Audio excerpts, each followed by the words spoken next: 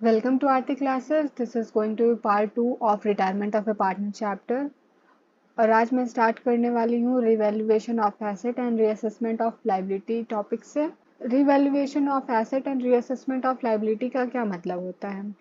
इस चैप्टर के अकॉर्डिंग मैं बताऊँ तो इसका बस इतना सा ही मतलब होता है कि जो एसेट होते हैं और लाइबिलिटीज़ होते हैं उनको अपने ओरिजिनल वैल्यू पर रिकॉर्ड करना, और अगर कोई प्रॉफिट या लॉस होता है तो उसको क्या करना है, पार्टनर्स के कैपिटल अकाउंट में ट्रांसफ़र करना है। ओके, तो हम लोग थ्योरी से स्टार्ट करते हैं। तो थ्योरी में क्या बोल रहा है, the value of asset may be different from their book value because with the time value of asset may be increase और डिक्रीज। यहाँ पे क्या बोल रहा है कि इस वजह से ही हमको रिवैल्यूएशन अकाउंट को प्रिपेयर करना पड़ता है। ओके, फिर आगे क्या बोल रहा है, in the case of liability it is also possible that amount payable is different from that of in the books.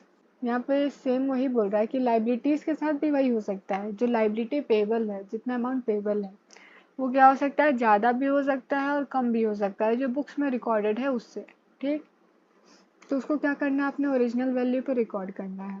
Okay, फिर सम टाइम ऐसे भी पॉसिबल हो सकता है कि कोई एसेट हो या कोई लाइबिलिटी हो, वो अनरिकॉर्डेड है। ठीक, तो उसे हमें क्या करना है, बुक्स में वापस से शो करना पड़ेगा। ठीक, फिर आगे क्या बोल रहा है, the change in the value of asset and liabilities is adjusted through an account titled revaluation account और profit and loss adjustment account. Okay, यहाँ पे बोल रहा है कि इन सारे एडजस्टमेंट्स को दिखाने के लिए हमें रिवैल्यूएशन अकाउंट, जिसे हम लोग profit and loss adjustment account भी बोलते हैं, उसे बनाना पड़ता है। ठीक, अब इस रिवैल्यूएशन अकाउंट में हम लोग किस किस चीज़ों को रिकॉर्ड करते हैं। ठीक, तो यहाँ पे इन दो लाइंस में वही गिवन है। ओके, तो पहली लाइन में क्या बोल रहा है, increase in the value of asset. Okay, अगर एसेट की वैल्यू इंक्रीज होती है तो उसको रिकॉर्ड करेंगे। ठीक, उसके बाद क्या बोल रहा है, रिकॉर्डिंग ऑफ अनरिकॉर्डेड एसेट। ठीक, कोई अगर अनरिकॉर्डेड एसेट है जब उसको रिकॉर्ड करेंगे। ठीक, फिर क्या बोल रहा है, decrease in the amount of liability are credited to revaluation account. ये जो तीन चीज मैंने बताई, increase in the value of asset, recording of unrecorded asset, decrease in the amount of liability, ये कहाँ पे रिकॉर्ड होगा, रिवैल्यूएशन के क्रेडिट साइड में। ठीक, और डेबिट साइड में क्या क्या चीज़ें रिकॉर्ड होने वाली हैं, increase in the amount of liability. अगर लाइबिलिटी का अमाउंट इंक्रीज होता है तो उसको हम लोग डेबिट साइड रिकॉर्ड करेंगे। फिर आगे क्या बोल रहा है, रिकॉर्डिंग ऑफ अनरिकॉर्डेड लाइबिलिटीज, अगर कोई अनरिकॉर्डेड लाइबिलिटीज है तो उसे भी हम लोग डेबिट साइड रिकॉर्ड करेंगे। ठीक, उसके बाद क्या बोल रहा है, decrease in the value of asset, अगर कोई एसेट का वैल्यू डिक्रीज होता है तो उसे भी हम लोग क्या करेंगे, डेबिट साइड में ही रिकॉर्ड करेंगे रिवैल्यूएशन के। ओके, और इस टॉपिक को मैंने आपको प्रीवियस चैप्टर में भी समझाया है। ठीक, तो जिन लोगों ने वहाँ पे पढ़ा है उन्हें यहाँ पे देखने की ज़रूरत नहीं है, आप एक बार बस रिवीजन के लिए देख सकते हैं। बाकी सारी चीज़ें बिल्कुल उसी के तरीके से रहेंगी, बस क्वेश्चंस में थोड़े से डिफरेंसेस आते हैं और बाकी इसके सॉल्यूशंस में कुछ डिफरेंस नहीं आता है। ठीक, अब आगे चलते हैं। यहाँ पे रिवैल्यूएशन अकाउंट का एक स्पेसिमेन है। ठीक, तो बस एक फॉर्मेट है कि इसमें किस कौन कौन सी चीज़ें जो है रिकॉर्ड होती हैं किस साइड में, जो मैंने अभी ऊपर बताया बस वही चीज़ें हैं। ठीक, क्रेडिट साइड में क्या होगा, increase in the value of asset, अगर कोई एसेट का वैल्यू इंक्रीज होता है तो वो रिकॉर्ड करेंगे। ठीक, decrease in the amount of liability, अगर लाइबिलिटी का अमाउंट डिक्रीज होता है तो उसे रिकॉर्ड करेंगे। अगर कोई अनरिकॉर्डेड एसेट है तो उसे रिकॉर्ड करेंगे। और एक ट्रांसफ़र वाली एंट्री भी हम लोग यहाँ पे रिकॉर्ड करते हैं। ठीक, अगर डेबिट बैलेंस आता है, ठीक, रिवैल्यूएशन का डेबिट बैलेंस आएगा तो हम लोग यहाँ पे ट्रांसफर एंट्री पास करेंगे। अगर इस साइड का क्रेडिट बैलेंस आ रहा है तो हम लोग इस साइड को पे रिकॉर्ड करेंगे। ठीक, अगर क्रेडिट बैलेंस आता है तो मतलब प्रॉफिट हो रहा है, अगर डेबिट बैलेंस आ रहा है तो मतलब लॉस हो रहा है। ओके, फिर और क्या चीज़ें हैं जो रिकॉर्ड होती हैं, decrease in the value of asset, अगर एसेट की वैल्यू डिक्रीज होती है तो उसे डेबिट साइड रिकॉर्ड करेंगे। उसके बाद increase in the amount of liability, अगर लाइबिलिटी का अमाउंट इंक्रीज होता है तो उसको भी रिकॉर्ड करेंगे। अगर कोई अनरिकॉर्डेड लाइबिलिटी है तो उसे भी हम लोग इधर ही रिकॉर्ड करेंगे। ठीक, उसके बाद पार्टनर्स कैपिटल अकाउंट, मतलब अगर कोई रेम्यूनरेशन हो रहा है, किसी पार्टनर को रेम्यूनरेशन पे कर रहे हैं रिटायरमेंट के डेट तक, ठीक, तो हम उसे भी डेबिट साइड में रिकॉर्ड करेंगे क्योंकि वो एक एक्सपेंस है। ठीक, उसके बाद कैश एंड बैंक अकाउंट ये एक्सपेंसेस के लिए है।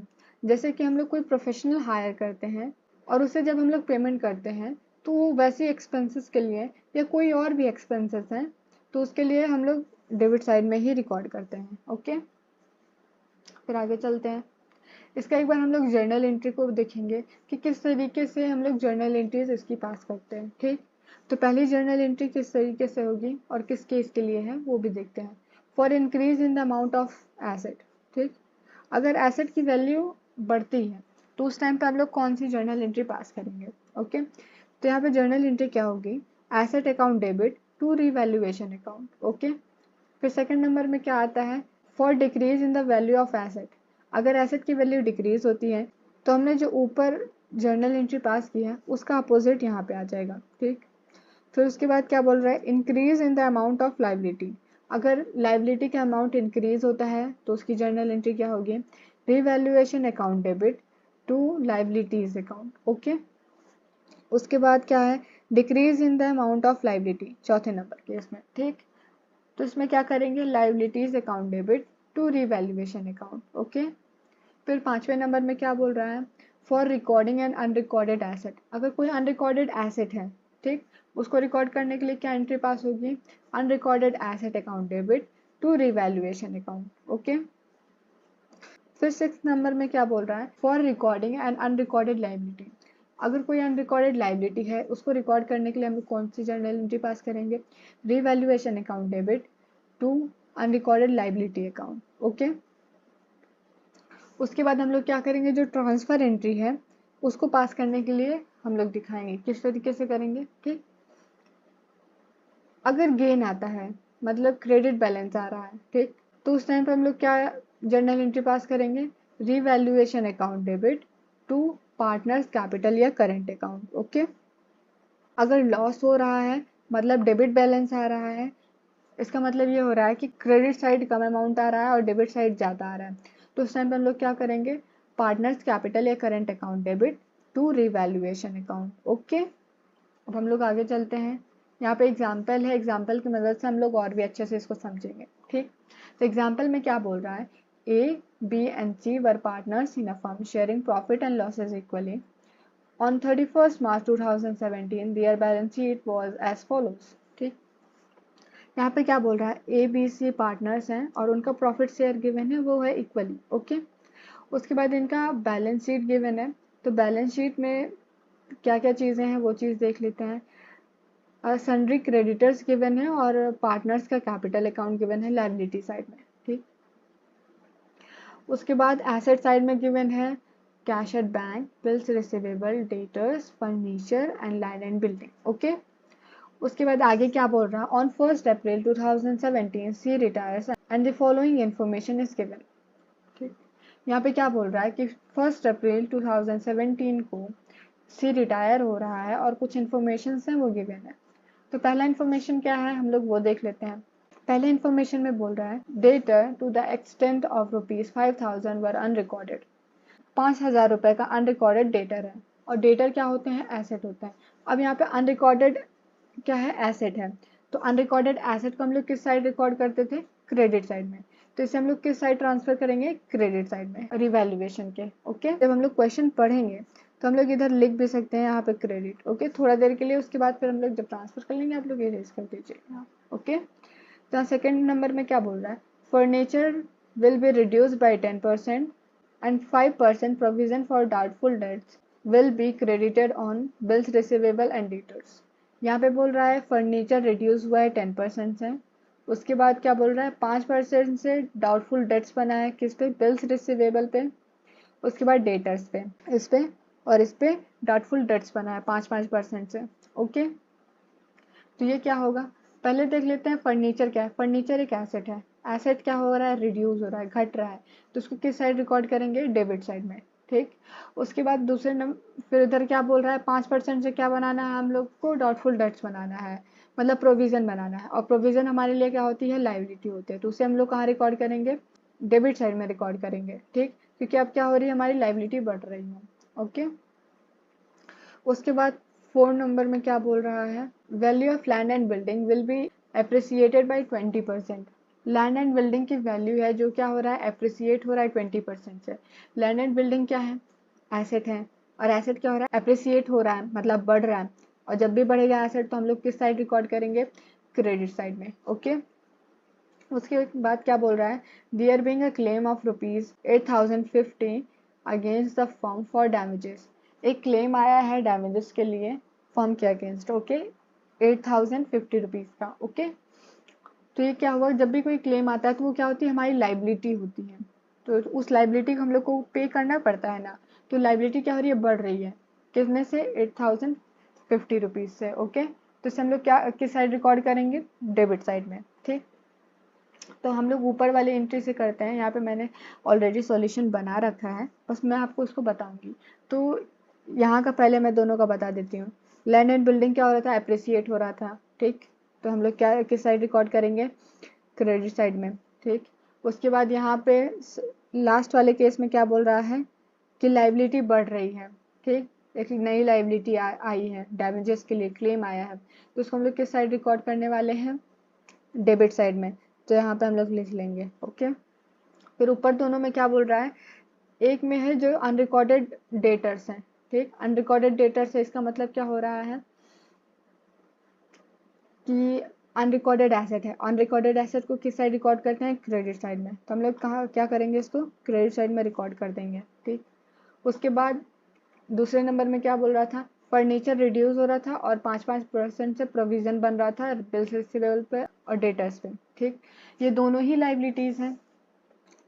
तो यहाँ पे क्या करेंगे, पहले फर्नीचर को कर देंगे, लिख देंगे। ठीक, उसके बाद फिर डाउटफुल डेट्स के लिए जो प्रोविजन बन रहा था उसको हम लोग लिखेंगे। ठीक,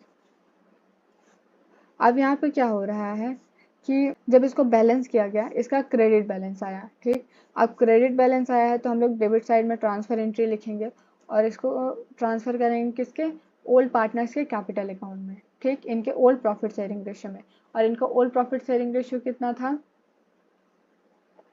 इक्वल ही था। ठीक, अब इस पे इक्वल में ट्रांसफर करेंगे, जब इक्वल में ट्रांसफर करेंगे तो कितना आ जाएगा, 13,900 पर पार्टनर के कैपिटल अकाउंट में जाएगा। ओके, आगे चलते हैं। अब हम लोग पढ़ेंगे accounting of deferred revenue expenditure. ठीक, डिफर्ड रेवेन्यू एक्सपेंडिचर का मतलब क्या होता है, ये सारी चीजें मैंने आपको पढ़ा रखी है प्रीवियस चैप्टर में। ओके, याद रखना है इस चीज को। तो डिफर्ड रेवेन्यू एक्सपेंडिचर क्या होता है, तो डिफर्ड रेवेन्यू एक्सपेंडिचर वैसा एक्सपेंडिचर होता है जो किया तो जाता है करंट ईयर में, पर उसका जो बेनिफिट होता है हम लोग को आने वाले सालों में भी मिलते रहता है। तो जब एक पार्टनर का रिटायरमेंट होता है, ठीक, तो हमें ये जो डिफर्ड रेवेन्यू एक्सपेंडिचर होता है उसे राइट ऑफ करना पड़ता है। ठीक, तो राइट ऑफ करने के लिए क्या करना पड़ता है, इसे ट्रांसफर करना पड़ता है पार्टनर्स के कैपिटल या करंट अकाउंट में, डेबिट साइड में। ठीक, इनके ओल्ड प्रॉफिट शेयरिंग रेशियो में। तो इसकी जर्नल एंट्री क्या होती है, पार्टनर्स कैपिटल या current account debit to deferred revenue expenditure. ठीक, डिफर्ड रेवेन्यू एक्सपेंडिचर का एक बेस्ट एग्जांपल होता है एडवर्टीजमेंट सस्पेंस। ओके, इस चीज को याद रखना है क्योंकि ये कई बार क्वेश्चंस में डायरेक्टली दे देता है। ठीक, तो यहाँ पे एक एग्जाम्पल है इसका, तो उससे हम लोग समझते हैं। तो यहाँ पे क्या बोल रहा है, A B and C are partners sharing profit in ratio 2:1:2। A B C partners हैं, उनका प्रॉफिट शेयरिंग रेशियो गिवन है। और उसके बाद क्या बोल रहा है, on 1 April 2023 C retires and shows a balance of advertisement suspense of ₹20,000। यहाँ पे देख लीजिए डायरेक्ट दे दिया, एडवर्टीजमेंट सस्पेंस लिख दिया है, डेफर्ड रेवेन्यू एक्सपेंडिचर नहीं लिखा, एडवर्टीजमेंट सस्पेंस लिखा है। ठीक, अक्सर यही रहता है, एडवर्टीजमेंट सस्पेंस लिख देता है। ₹20,000 का है। उसके बाद क्या बोल रहा है, pass the journal entry at the time of seize retirement. हम लोग को जर्नल एंट्री पास करना है, तो इसका जर्नल एंट्री मैंने कैसे बताया था, पार्टनर्स के कैपिटल या करंट अकाउंट को डेबिट कर देंगे। उसके बाद क्या करेंगे, टू डेफर्ड रेवेन्यू एक्सपेंडिचर, या अगर एडवर्टीजमेंट सस्पेंस लिखा है तो वहाँ पे हम लोग क्या लिखेंगे, एडवर्टीजमेंट सस्पेंस। उस टाइम पे हम लोग डेफर्ड रेवेन्यू एक्सपेंडिचर अकाउंट नहीं लिखेंगे। ओके, तो यहाँ पे क्या होगा, A's capital account, B's capital account, C's capital account, इनके ओल्ड प्रॉफिट शेयरिंग रेशियो में to advertisement suspense account. Okay, और इनके ओल्ड प्रॉफिट शेयरिंग रेशियो में ही करना है, ये सारी चीज़ें याद रखना है इस बात को। ठीक, फिर आगे देखते हैं accounting of reserves accumulated profit and losses. अब हम लोग को क्या करना है, रिजर्व का अकाउंटिंग करना है और एक्यूमुलेटेड प्रॉफिट मतलब अनडिस्ट्रीब्यूटेड अगर कोई प्रॉफिट या लॉस है उसका अकाउंटिंग ट्रीटमेंट करना है, मतलब पीएनएल का कोई क्रेडिट या डेबिट बैलेंस है उसका। ठीक, तो थोड़ा सा थ्योरी देखते हैं। तो यहाँ पे थ्योरी में क्या बोल रहा है, if at the time of retirement of A partner reserve accumulated profit or losses exist in the books of the firm, they are transferred to partners capital or current account in their old profit sharing ratio। यहाँ पे क्या बोल रहा है, जो मैंने अभी बताया कि रिजर्व या accumulated profit या लॉस है तो इसे क्या करना है, पार्टनर्स के कैपिटल या करंट अकाउंट में ट्रांसफर करना है इनके ओल्ड प्रॉफिट शेयरिंग रेशियो में। ठीक, फिर आगे क्या बोल रहा है, they are transferred because reserves accumulated means undistributed profit or losses as on the date of retirement of a partner were earned before the retirement of a partner in the firm। यहाँ पे क्या बोल रहा है कि जो reserves होते हैं या अनडिस्ट्रीब्यूटेड प्रॉफिट होते हैं वो रिटायरमेंट के डेट पे इसलिए ट्रांसफ़र किए जाते हैं क्योंकि ये अर्न किया गया रहता है जब पार्टनर्स रिटायर नहीं हुए रहते हैं। तो इसका मतलब अगर कोई प्रॉफिट है तो जो पार्टनर रिटायर हो रहा है तो उसको उसके शेयर का प्रॉफिट मिलेगा ही मिलेगा। ओके, इसलिए हम लोग ये सारे अकाउंटिंग ट्रीटमेंट्स करते हैं। ठीक, तो जर्नल एंट्रीज का देख लेते हैं। जब भी हम लोग रिजर्व और एक्यूमुलेटेड प्रॉफिट को ट्रांसफर करेंगे तो उसका जर्नल एंट्री यहाँ पे किस तरीके से होगा वो दिखा देती हूँ। ठीक, तो रिजर्व अगर है या प्रॉफिट एंड लॉस का क्रेडिट बैलेंस है या workman compensation reserve. Workman compensation reserve होता क्या है, ये वर्कमैन कंपनसेशन रिजर्व उस रिजर्व को बोलते हैं जो कि बनाया जाता है फ्यूचर में होने वाले एक्सीडेंट्स के लिए। मतलब कि अगर कोई वर्कर जो फर्म में काम कर रहा है, ठीक, अगर उसका एक्सीडेंट होता है अब उसे कुछ कंपनसेशन अमाउंट फर्म पे करता है। ठीक, तो अगर आगे ऐसा कुछ केस होता है उससे पहले फर्म क्या करती है, एक रिजर्व बनाती है जिसका नाम होता है वर्कमैन कंपनसेशन रिजर्व। ठीक, उस लाइबिलिटी को मीट करने के लिए। फिर आगे क्या बोल रहा है, इन्वेस्टमेंट फ्लक्चुएशन रिजर्व। ठीक, इन्वेस्टमेंट फ्लक्चुएशन रिजर्व इसलिए प्रिपेयर किया जाता है, फर्म कई बार क्या करती है, इन्वेस्टमेंट करती है। तो इन्वेस्टमेंट क्या होती है, अगर इन्वेस्टमेंट कोई भी करता है तो उसका वैल्यू क्या होता है, बढ़ भी सकता है और घट भी सकता है। अगर इन्वेस्टमेंट करता है फर्म और लॉस होता है तो उसके लिए क्या करता है, वो रिजर्व पहले से ही प्रिपेयर करके रखता है ताकि उस लॉस को वो बियर कर सके, उसे आगे जाके फ्यूचर में कोई प्रॉब्लम ना हो जाता। ठीक, पर जब रिटायरमेंट होता है एक पार्टनर का तब हम लोग क्या करते हैं, इसे ट्रांसफ़र करते हैं इनके पार्टनर्स के कैपिटल या करंट अकाउंट में। ठीक, तो इसकी जर्नल एंट्री क्या होगी, reserve account debit, profit and loss account debit, workman compensation reserve account debit, investment fluctuation reserve account debit to all partners capital या करंट अकाउंट। ओके, और प्रॉफिट एंड लॉस का credit balance ही रहेगा यहाँ पे। ठीक, इस वाली जगह पे क्रेडिट बैलेंस ही रहेगा। अगर जब हम लोग पार्टनर्स के क्रेडिट साइड में, पार्टनर्स के कैपिटल के क्रेडिट साइड में ट्रांसफर करते हैं तब। ठीक, उसके बाद दूसरी तरफ देख लेते हैं क्या चीज़ है, जब हम लोग एक्यूमुलेटेड लॉस का या deferred revenue expenditure, deferred revenue expenditure तो मैंने ऊपर ही बता दिया था, तो एक्यूमुलेटेड लॉस का हम लोग बताते हैं, मतलब कोई अनडिस्ट्रीब्यूटेड लॉस है तो उसको क्या करेंगे, पार्टनर्स कैपिटल अकाउंट के डेबिट साइड में ट्रांसफ़र करेंगे। ठीक, तो इसकी जर्नल एंट्री क्या होगी, ऑल पार्टनर्स कैपिटल या current account debit to profit and loss account. Okay, अगर कोई डेबिट बैलेंस है तभी। ठीक, और कौन से रेशियो में करेंगे, इनके ओल्ड प्रॉफिट शेयरिंग रेशियो में करेंगे। ओके, आगे चलते हैं। तो यहाँ पे क्या बोल रहा है, accounting for general reserve.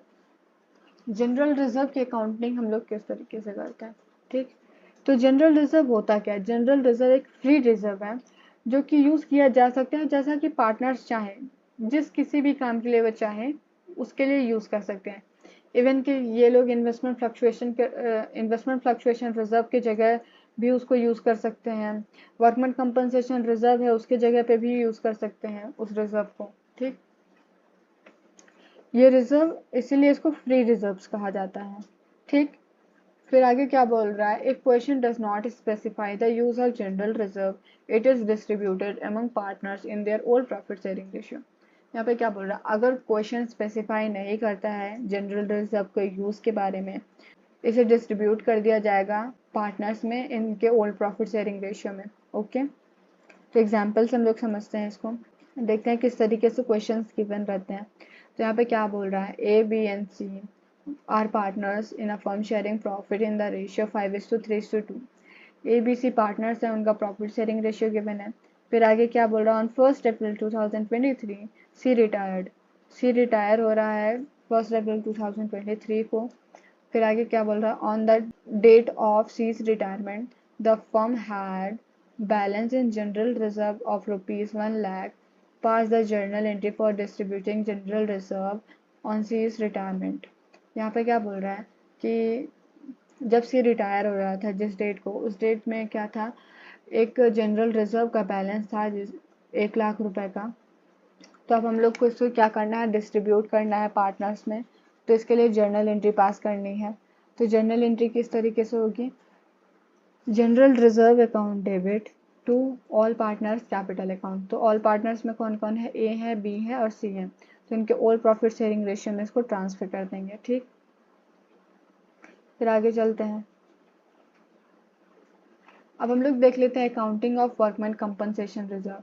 Workman compensation reserve क्या होता है, मैंने अभी ऊपर बताया, ये बनाया जाता है वर्कर्स के लिए, ठीक, ताकि ये कंपनसेशन अमाउंट पे किया जा सके अगर कोई एक्सीडेंट होता है तो। ठीक, तो यहाँ पे क्या लिखा हुआ, workman compensation is a reserve set aside, it means appropriated out of the firm's profit to meet liability of compensation payable to employees if it is arises। मैंने वही बताया जो ऊपर, ताकि अगर ऐसी लाइबिलिटी इनकर्ड हो जाती है तो उसे मीट करने के लिए ये रिजर्व को बनाया जाता है। ठीक, तो यहाँ पे कुछ केसेस हैं, उस केसेस को हम लोग समझते हैं। तो फर्स्ट केस में क्या बोल रहा है, when claim for workman compensation reserve does not exist. अगर वर्कमैन कंपनसेशन रिजर्व के लिए कोई क्लेम एग्जिस्ट नहीं कर रहा है तो हम लोग क्या करेंगे, जब पार्टनर्स रिटायर करेंगे उस डेट को हम लोग क्या करेंगे, वर्कमैन कंपनसेशन रिजर्व को क्या करेंगे, ट्रांसफर कर देंगे पार्टनर्स के कैपिटल या करेंट अकाउंट में। ठीक, तो जर्नल एंट्री क्या होगी, workman compensation reserve account debit to partners capital और करेंट अकाउंट। ओके, फिर से सेकेंड नंबर केस में क्या बोल रहा है कि one claim for workman compensation reserve exist. अगर वर्कमैन कंपनसेशन रिजर्व के लिए क्लेम एग्जिस्ट कर रहा है तो उस टाइम पे किस तरीके से एंट्रीज हम लोग जो है पास करेंगे। तो इसके अंडर में 3 केसेस आते हैं। पहला केस है कि जब वर्कमैन कंपनसेशन का जो क्लेम है, ठीक, वो क्या है, वर्कमैन कंपनसेशन रिजर्व के बराबर है। ठीक, जैसे कि हमने बनाया है 1 लाख रुपए का रिजर्व, ठीक, और क्लेम भी 1 ही लाख रुपए का आया है। तो इस टाइम पे हम लोग क्या करेंगे, जितना भी रिजर्व है उसको वर्कमैन कंपनसेशन क्लेम अकाउंट में ट्रांसफर कर देंगे। ठीक, तो जर्नल एंट्री क्या होगी, workman compensation reserve account debit to workman compensation claim account. Okay, फिर सेकंड सिचुएशन में क्या बोलते हैं, जब वर्कमैन कंपनसेशन क्लेम जो है वो क्या हो, वर्कमैन कंपनसेशन रिजर्व से कम हो। अब यहाँ पे क्या हो रहा है कि वर्कमैन कंपनसेशन रिजर्व 1 लाख रुपए का है, पर अब वर्कमैन कंपनसेशन क्लेम कितने का है, 80,000 रुपीज़। अब ये तो कम है, अब जो बचेगा उसको क्या करेंगे, पार्टनर्स के कैपिटल अकाउंट में ट्रांसफर कर देंगे इस अमाउंट को, इस वाले अमाउंट को। ठीक, और ये वाला अमाउंट तो जाएगा हमारे क्लेम अकाउंट में। ठीक, तो जर्नल एंट्री क्या होगी, workman compensation reserve account debit to workman compensation claim account to partners capital या करेंट अकाउंट में। ठीक, इनके ओल्ड प्रॉफिट शेयरिंग रेशियो में। फिर तीसरा केस को भी हम लोग समझते हैं। तीसरा केस में क्या होगा, जो रिजर्व है वो कम पड़ जाएगा, तो हम लोग क्या करेंगे, रीवैल्यूएशन अकाउंट से हम लोग ट्रांसफ़र कर देंगे। ठीक, तो जैसे मान लेते हैं हमारे पास रिजर्व है वो 1 लाख रुपए का था। ठीक, पर अब क्लेम कितने का आ गया है, 1,20,000 रुपए का। ठीक, अब 1,20,000 का क्लेम आया, 20,000 रुपये तो एक्स्ट्रा क्लेम आ गया ना, तो ये क्या होगा, रिवैल्यूएशन अकाउंट में हम लोग ट्रांसफ़र करेंगे। ठीक, तो इसका जर्नल एंट्री किस तरीके से होगा, तो पहली जर्नल एंट्री होगी workman compensation reserve account debit revaluation account debit, जितना अमाउंट शॉर्टफॉल हो रहा था, ठीक, जैसे ये 20,000 रुपये यहाँ पे। ठीक, to workman compensation claim account. फिर अब ये जो शॉर्टफॉल हो रहा था तो उसे हम लोगों ने रिवैल्यूएशन में ट्रांसफ़र किया। अब ये रिवैल्यूएशन के डेबिट साइड में ट्रांसफ़र हुआ होगा, तब इसका डेबिट बैलेंस आया रिवैल्यूएशन का। तो अब ये जो लॉस है उसको ट्रांसफ़र करेंगे कहाँ, पार्टनर्स के कैपिटल अकाउंट में। ठीक, उसके डेबिट साइड में। तो क्या होगा, पार्टनर्स कैपिटल या current account debit to revaluation account. Okay, तो यहाँ पे क्वेश्चन है, क्वेश्चन को भी हम लोग समझते हैं। ठीक, तो क्वेश्चन में क्या बोल रहा है, Ram Shyam and Mohan sharing profit and losses in ratio 4:3:2। Ram Shyam Mohan partners हैं, उनका प्रॉफिट शेयरिंग रेशियो गिवन है। उसके बाद क्या बोल रहा है, ऑन 1 अप्रैल 2023 मोहन रिटायर्ड। ठीक, 1 अप्रैल 2023 को क्या हो रहा है, मोहन रिटायर हो रहा है। An extract of balance sheet as at 31 March 2023 is, एक बैलेंस शीट की एक्सट्रैक्ट गिवन है जिसमें लाइबिलिटी साइड में वर्कमैन कंपनसेशन रिजर्व गिवन है 90,000 रुपीज़ का। ठीक, फिर आगे कुछ केसेस हैं। ठीक, केसेस में क्या है, पहला केस क्या बोल रहा है, when no information as to claim is given. जब इन्फॉर्मेशन नहीं गिवन है वर्कमैन कंपनसेशन रिजर्व के लिए, तो उस टाइम पे हम लोग क्या जर्नल एंट्री पास करेंगे, उस टाइम पे हम लोग क्या करेंगे, ये जो पूरा रिजर्व है इसको क्या करेंगे, पार्टनर्स के कैपिटल अकाउंट में ट्रांसफर करेंगे, वो भी किस साइड में, क्रेडिट साइड में। ठीक, उनके ओल्ड प्रॉफिट शेयरिंग रेशियो में। तो जर्नल एंट्री क्या होगा, workman compensation reserve account debit to Ram's capital account, Shyam's capital account, Mohan's capital account और इनके ओल्ड प्रॉफिट शेयरिंग रेशियो में। ओके, तो यहाँ पे एग्जाम्पल के तौर पे देख लीजिए, सॉल्यूशन में मैंने बना भी रखा है सेम टू सेम। ठीक, तो इसके बाद सेकंड नंबर केस में क्या बोल रहा है, when there is no claim, अगर कोई क्लेम नहीं गिवन है। ठीक, ऊपर में था कि इन्फॉर्मेशन नहीं गिवन था, और नीचे क्या है, क्वेश्चन में डायरेक्ट लिखते कि क्लेम नहीं है उसके लिए। ठीक, तब क्या करेंगे, सेम एंट्री जो हम लोगों ने फर्स्ट में पास की थी वही एंट्री इसमें भी पास कर देंगे। ठीक, फिर अब थर्ड नंबर केस में क्या बोल रहा है, when a claim on account of workman compensation is ₹45,000। अगर वर्कमैन कंपनसेशन के लिए 45,000 रुपीज़ का क्लेम आया है, तो 90,000 का हमारे पास रिजर्व है और 45,000 रुपीज़ का क्लेम आया है, और जब इसको माइनस कर देंगे तो हमारे पास कितना बचेगा, 45,000 रुपीज़ अभी भी रिजर्व बच रहा है। ठीक, इस रिजर्व को क्या करेंगे हम लोग, ट्रांसफर कर देंगे पार्टनर्स के कैपिटल अकाउंट में। ठीक, तो इसकी जर्नल एंट्री क्या होगी, तो जर्नल एंट्री क्या है इसका, workman compensation reserve account debit to workman compensation claim account to partners capital account. ठीक, जो 45,000 रुपीज़ ऊपर में था, जो रिजर्व बचा हुआ था, उसको कैपिटल अकाउंट में ट्रांसफर करेंगे और इस 45 को क्लेम अकाउंट में ट्रांसफर कर देंगे। ठीक, उसके बाद 4 नंबर केस में क्या बोल रहा है, when a claim on account of workman compensation in 99,000 rupees.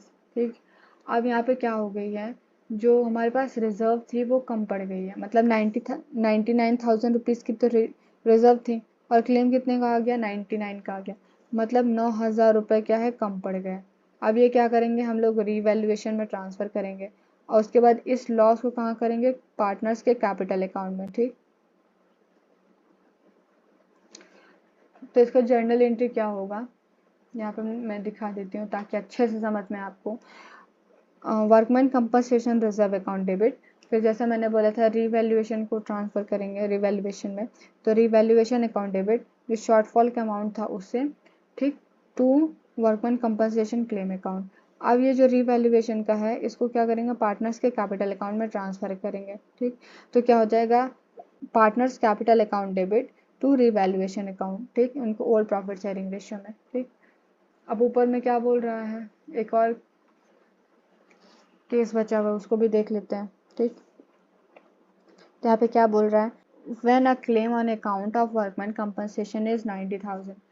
अब यहाँ पे क्या हो गया है, जो रिजर्व था हमने कितने का बनाया, 90,000 रुपीज़ का, अब क्लेम भी 90 का आया है, तो क्या कर देंगे, पूरा रिजर्व को कहाँ ट्रांसफ़र कर देंगे, क्लेम अकाउंट में। ठीक, तो क्या हो जाएगा, workman compensation reserve account debit to workman compensation claim account. Okay, अब हम लोग इस वीडियो के लास्ट टॉपिक को हम लोग डिस्कस करेंगे, जो है accounting of investment fluctuation reserve.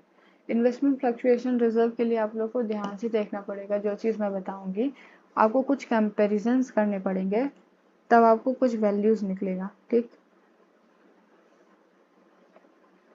तो उसके अनुसार आपको पता चलेगा कि हम लोगों को रिजर्व को यूज़ करना है कि नहीं करना है। ठीक, तो देख लेते हैं पहला केस में क्या बोल रहा है, when market value of investment is equal to the book value. पहली बात मैं आपको बता दूं, जो बुक्स में रिकॉर्डेड रहती है इन्वेस्टमेंट का दाम, वो बुक वैल्यू पे रहती है, ठीक।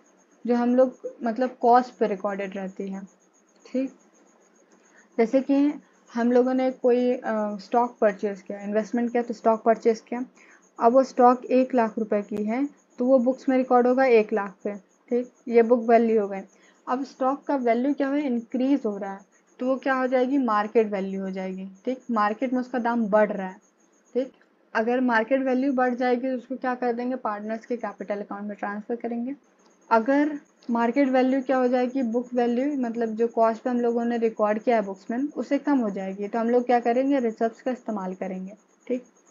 अब ये वाला जो अमाउंट है आप इसको समझिए कि बुक्स में रिकॉर्डेड है, ठीक। और यहाँ पे क्या बोल रहा है कि when market value of investment is equal to the book value. अब मार्केट वैल्यू भी क्या है, 1 लाख रुपए ही है, मतलब ना बढ़ा है ना घटा है। तो अब रिजर्व को क्या कर देंगे, पार्टनर्स के कैपिटल अकाउंट में ट्रांसफर कर देंगे, क्योंकि रिजर्व का यूज तो आ नहीं रहा है। तो क्या करेंगे, investment fluctuation reserve account debit to partners capital या करेंट अकाउंट इनके ओल्ड प्रॉफिट शेयरिंग रेशियो में, ठीक। अब आगे चलते हैं, सेकंड नंबर केस में क्या बोल रहा है, when market value of investment is lower than the book value, ठीक। अब क्या हो रहा है, यहाँ पे एग्जाम्पल वापस से लेते हैं।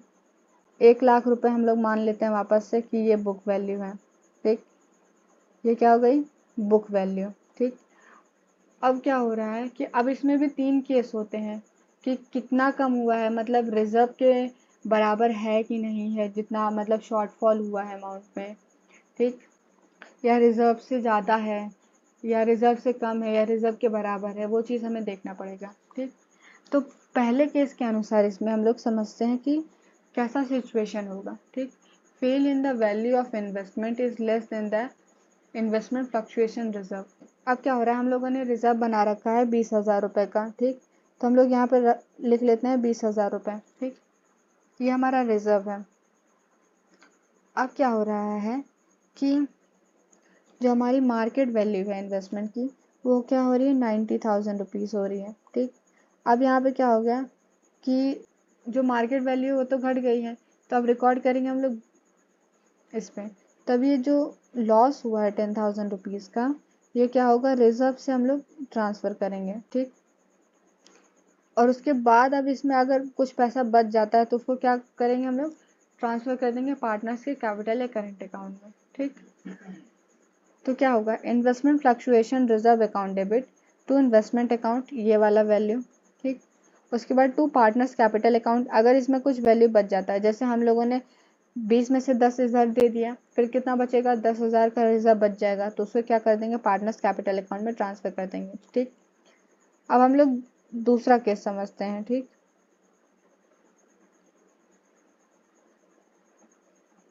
थोड़ा इरेज करते हैं।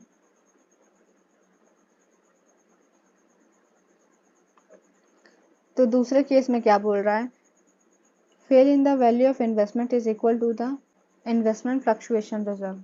अब यहाँ पर क्या हो रहा है कि जितना अमाउंट घटा है, मतलब कि लॉस इतना हुआ है कि रिजर्व के बराबर है। हम लोग एग्जाम्पल में ले सकते हैं कि 80,000 रुपये क्या हो गया है, मार्केट वैल्यू हो गया इन्वेस्टमेंट का, और उसका बुक वैल्यू कितना था, 1 लाख रुपए, मतलब 20,000 रुपीज़ का क्या हो गया है, लॉस हो गया है। अब ये 20,000 किसके बराबर है, रिजर्व के बराबर, ठीक। रिजर्व के बराबर है, तो इसको क्या कर देंगे, जो रिजर्व है उसको पूरा का पूरा ट्रांसफर कर देंगे इन्वेस्टमेंट अकाउंट में। तो एंट्री क्या हो जाएगी, investment fluctuation reserve account debit to investment account, okay. अब हम लोग तीसरे केस को समझने की कोशिश करते हैं। तो तीसरे केस में क्या बोल रहा है, fall in the value of investment is more than the investment fluctuation reserve. अब क्या हो गया, ये जो हमारा लॉस हुआ है वो क्या हो गया, रिजर्व से ज़्यादा हो गया है। तो अब हम लोग एग्जाम्पल में ले सकते हैं कि 70,000 क्या क्या हुआ है, मार्केट वैल्यू हो गया है इन्वेस्टमेंट का, तो इसका मतलब 30,000 रुपीज़ का क्या हो गया है, लॉस हुआ है। अब ये जो 30,000 रुपीज़ है ये क्या है, रिजर्व से कम है, ठीक। तो अब रिजर्व से कितना कम है, 10,000 रुपीज़, तो इसे क्या करेंगे, रीवैल्यूएशन अकाउंट से हम लोग एडजस्ट करेंगे, ठीक। जैसे हम लोग ऊपर में एडजस्ट करते थे वर्कमैन कंपनसेशन रिजर्व अकाउंट से, ठीक। तो उस टाइम पे हम लोग जिस तरीके से करते थे उसी तरीके से यहाँ पे भी करेंगे। जब भी शॉर्टफॉल होगा तो हम लोग कहाँ से एडजस्ट करेंगे, रीवैल्यूएशन अकाउंट से, ठीक। जर्नल एंट्री क्या होगा इसका फिर, investment fluctuation reserve account debit, revaluation account debit to investment account, okay. उसके बाद जो रीवैल्यूएशन है, अब ये जो लॉस है इसको ट्रांसफर करने की एंट्री पास करेंगे। तो ट्रांसफर करने की एंट्री क्या होगी, पार्टनर्स कैपिटल या current account debit to revaluation account, ठीक। और इनके ओल्ड प्रॉफिट शेयरिंग रेशियो में करना है, इस चीज़ को याद रखना है, ठीक। अब एक और केस हम लोग देख लेते हैं, ठीक। और वो केस क्या है, when the market value of investment is higher than the book value। अब यहाँ पे क्या हो रहा है, जो इन्वेस्टमेंट का जो मार्केट वैल्यू है, ठीक, वो क्या हो रही है, बुक वैल्यू से ज़्यादा हो रही है, मतलब प्रॉफिट हो रहा है। जैसे 1 लाख पे हम लोगों ने रिकॉर्ड किया था, अब उसकी वैल्यू बढ़ के क्या हो रही है, 1,20,000 वापस हो जा रही है, ठीक। तो अब ये जो 20,000 रुपये है, ये क्या हुआ, हमारा प्रॉफिट हो गया, ठीक। अब इस प्रॉफिट को क्या करेंगे हम लोग, पहले रीवैल्यूएशन अकाउंट में ट्रांसफ़र करेंगे, उसके बाद फिर पार्टनर्स के कैपिटल अकाउंट में ट्रांसफ़र कर देंगे जो प्रॉफिट होगा, ठीक। तो हम लोग क्या करेंगे, पहले जो रिजर्व है, ये जो रिजर्व है इसको ट्रांसफ़र करने की एंट्री पास करेंगे, ठीक। तो क्या होगा, investment fluctuation reserve account debit to partners capital या करेंट अकाउंट, ठीक। इसको हम लोग डायरेक्टली करेंगे, ठीक। पर यहाँ पे जो प्रॉफिट आ रहा है इसको हम लोग डायरेक्टली नहीं कर सकते हैं, ठीक। इसको पहले हम लोग को रीवैल्यूएशन अकाउंट में ट्रांसफ़र करना पड़ेगा, उसके बाद पार्टनर्स कैपिटल अकाउंट में, ठीक। फिर तीसरी जर्नल एंट्री क्या हो जाएगी, revaluation account debit to partners capital या करेंट अकाउंट, ओके। तब हम लोग एग्जाम्पल से भी इसको समझते हैं। तो एग्जाम्पल में क्या बोल रहा है, Gaurav, Saurabh and Kabir sharing profit and losses in ratio 4:3:2, ठीक। गौरव, सौरभ, कबीर पार्टनर्स है, उनका प्रॉफिट शेयरिंग रेशियो गिवन है। 1 अप्रैल 2023 को क्या हो रहा है, सौरभ रिटायर हो रहा है और एक बैलेंस शीट का एक्सट्रैक्ट गिवन है। अब यहाँ पे क्या है, कॉस्ट पे रिकॉर्डेड है, ठीक, इन्वेस्टमेंट। अब हम लोग को पहले इसको इससे कंपेयर करना पड़ेगा, ठीक। अगर इसमें कोई शॉर्टफॉल आता है, ठीक, मतलब ये जो वैल्यू है, अगर ये वैल्यू कम हो जाती है और ये वैल्यू ज़्यादा है, तो उसको क्या करेंगे, हम लोग यहाँ से एडजस्ट करने का कोशिश करेंगे, ठीक। अगर यहाँ से एडजस्ट नहीं हो पाता है तो हम लोग कहाँ ले जाएंगे, रीवैल्यूएशन अकाउंट में, ठीक। तो पहला केस में क्या बोल रहा है, when there is no other information, ठीक। अगर कोई इन्फॉर्मेशन नहीं गिवन है तो क्या करेंगे, हम लोग इन्वेस्टमेंट फ्लक्चुएशन रिजर्व को कहाँ कर देंगे ट्रांसफर, पार्टनर्स के कैपिटल अकाउंट में, ठीक, उनके क्रेडिट साइड में, ठीक। सेकंड नंबर केस समझ लेते हैं, when market value of investment is ₹2,00,000। अब यहाँ पे क्या हो रहा है, 2,00,000 ये भी है, 2,00,000 ये भी है, तब क्या हो रहा है, ना लॉस हो रहा है ना प्रॉफिट हो रहा है। तो इसे क्या करेंगे, वापस से हम लोग को ये जो रिजर्व है पूरा इसको ट्रांसफर कर देंगे कहाँ, पार्टनर्स के कैपिटल अकाउंट में, ठीक। अब थर्ड नंबर केस हम लोग समझते हैं, when market value of investment is ₹1,91,000, ठीक। यहाँ पे क्या हो रहा है कि जो इन्वेस्टमेंट का मार्केट वैल्यू है वो क्या है, ₹1,91,000, मतलब ₹9,000 का क्या हो रहा है, लॉस हो रहा है। अब इस लॉस को क्या करेंगे, हम लोग एडजस्ट करेंगे इससे, तो इससे एडजस्ट करेंगे तो हमारे पास कितना बचेगा, ₹9,000 और बचेगा। तो ये वाला 9,000 करेंगे पार्टनर्स के कैपिटल अकाउंट में ट्रांसफ़र करेंगे और ये वाला जो होगा इन्वेस्टमेंट अकाउंट में ट्रांसफ़र करेंगे, ठीक। तो इसकी जर्नल एंट्री क्या हो जाएगी, investment fluctuation reserve account debit to investment account, तो उसमें ₹90,000 लिखेंगे, 90 नहीं सॉरी ₹9,000 लिखेंगे। उसके बाद करेंगे टू पार्टनर्स कैपिटल अकाउंट, ठीक। तो उसमें उसमें भी क्या करेंगे, हम लोग इनके ओल्ड प्रॉफिट शेयरिंग रेशियो के अनुसार ट्रांसफ़र कर देंगे ये जो ₹9,000 बचा हुआ है रिजर्व का, ठीक। अब हम लोग देख लेते हैं एक और केस, 4 नंबर केस देख लेते हैं। तो 4 नंबर केस में क्या बोल रहा है, when market value of investment is ₹2,18,000, ठीक। अब यहाँ पे क्या हो रहा है, जो मार्केट वैल्यू है इन्वेस्टमेंट का वो क्या हो रहा है, ₹2,18,000, ठीक। अब ये क्या हो रहा है, हम लोगों ने रिकॉर्ड किया था 2,00,000 पे, अब क्या मार्केट वैल्यू कितना बढ़ गया है, ₹2,18,000 हो गया। अब ये जो ₹18,000 है इसमें का, ये क्या हो गया है, प्रॉफिट है। तो इस प्रॉफिट को कहाँ ट्रांसफ़र करेंगे, जो मैंने बताया था कि इसको हम लोग कहाँ ट्रांसफ़र करते हैं, रीवैल्यूएशन में, ठीक। तो हम लोग रीवैल्यूएशन में करेंगे, रीवैल्यूएशन से हम लोग कहाँ ट्रांसफ़र करते हैं, पार्टनर्स के कैपिटल अकाउंट में, ठीक। और कौन से साइड में, क्रेडिट साइड में, ठीक। और ये जो 18,000 रुपये हम लोग इसे डायरेक्ट ट्रांसफ़र कर देते हैं पार्टनर्स के कैपिटल अकाउंट में और उनके क्रेडिट साइड में, ठीक। तो इसका जर्नल एंट्री क्या होगा, पहले एक जर्नल एंट्री पास करेंगे इसको ट्रांसफ़र करने का, ठीक। तो होगा investment fluctuation reserve account debit to partners capital account, okay, उनके ओल्ड प्रॉफिट शेयरिंग रेशियो में से ट्रांसफ़र कर देंगे। फिर एक दूसरा एंट्री हम लोग पास करेंगे, वो क्या होगी, इस प्रॉफिट को जब रिवैल्यूएशन में ट्रांसफ़र करेंगे तो क्या होगा, investment account debit to revaluation account, okay. उसके बाद उस रिवैल्यूएशन का जो प्रॉफिट है उसे ट्रांसफ़र करेंगे कहाँ, पार्टनर्स के कैपिटल के क्रेडिट साइड में। तो उसका जर्नल एंट्री क्या होगा, revaluation account debit to partners capital या करंट अकाउंट, ओके। तो इसका जर्नल एंट्री मैं एक बार दिखा देती हूँ, आप लोगों को कन्फ्यूज़न हो रहा होगा इसमें, ठीक। ये रहा जर्नल एंट्री। पहले हम लोगों ने क्या किया, इन्वेस्टमेंट फ्लक्चुएशन रिजर्व था उसको ट्रांसफ़र किया। फिर जो इन्वेस्टमेंट का प्रॉफिट था 18,000 रुपये उसे हम लोगों ने रिवैल्यूएशन में ट्रांसफ़र किया। अब ये रिवैल्यूएशन का जो क्रेडिट बैलेंस था, मतलब प्रॉफिट हो रखा था, इसे हम लोगों ने कहाँ ट्रांसफ़र किया, पार्टनर्स के कैपिटल अकाउंट में, वो भी उनके ओल्ड प्रॉफिट शेयरिंग रेशियो में ये सब करना है, ठीक। अब हम लोग 5वां नंबर केस समझ लेते हैं। 5वें नंबर में क्या बोल रहा है कि market value of investment is ₹1,73,000, ठीक। 1,73,000 मतलब अब जो लॉस हो रहा है वो कितना हो रहा है, 27,000 रुपीज़ का, ठीक। 27,000 रुपीज़ का लॉस हो रहा है। अब ये लॉस जो है क्या है, इससे हम लोग ट्रांसफ़र करने की कोशिश करेंगे। तो अब ये जो रिज़र्व है वो क्या है, कम पड़ रहा है, ठीक, क्योंकि रिज़र्व तो 18,000 का बना है। अब इसमें से 18,000 हटा देंगे, ठीक। अब जितना बचेगा उसको क्या कर देंगे, तो बचेगा 9,000 रुपीज़। अब इसको हम लोग ट्रांसफ़र करेंगे कहाँ, रीवैल्यूएशन अकाउंट में, क्योंकि ये शॉर्टफॉल हो रहा है रिज़र्व का, ठीक। तो रीवैल्यूएशन में ट्रांसफ़र करेंगे और उसके बाद हम लोग इसे पार्टनर्स के कैपिटल अकाउंट में ट्रांसफ़र कर देंगे, ठीक। तो पहली जर्नल एंट्री क्या होगी, investment fluctuation reserve account debit, revaluation account debit. तो इन्वेस्टमेंट फ्लक्चुएशन रिजर्व अकाउंट में क्या करेंगे, ये अमाउंट लिखेंगे और रीवैल्यूएशन में ये वाला अमाउंट लिखेंगे, ठीक, टू इन्वेस्टमेंट अकाउंट। उसके बाद एक और एंट्री पास करेंगे और दूसरी एंट्री क्या होगी, रीवैल्यूएशन अकाउंट डेबिट, जिसमें हम लोगों ने ये लिखना है अमाउंट, और उसके बाद टू पार्टनर्स कैपिटल अकाउंट और उनके किस प्रॉफिट शेयरिंग रेशियो में, ओल्ड प्रॉफिट शेयरिंग रेशियो में, ठीक। तो जर्नल एंट्री मैं दिखाती हूँ इसका, तेरा जर्नल एंट्री, ठीक।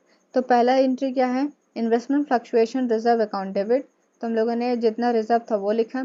उसके बाद रीवैल्यूएशन अकाउंट डेबिट, तो जितना शॉर्टफॉल हो रहा था वो लिखा, टू इन्वेस्टमेंट अकाउंट, ठीक, पूरा अमाउंट से, ठीक। उसके बाद क्या करना था, हम लोगों को रीवैल्यूएशन अकाउंट में ट्रांसफ़र करना था, मतलब रीवैल्यूएशन से कैपिटल अकाउंट में ट्रांसफ़र करना था।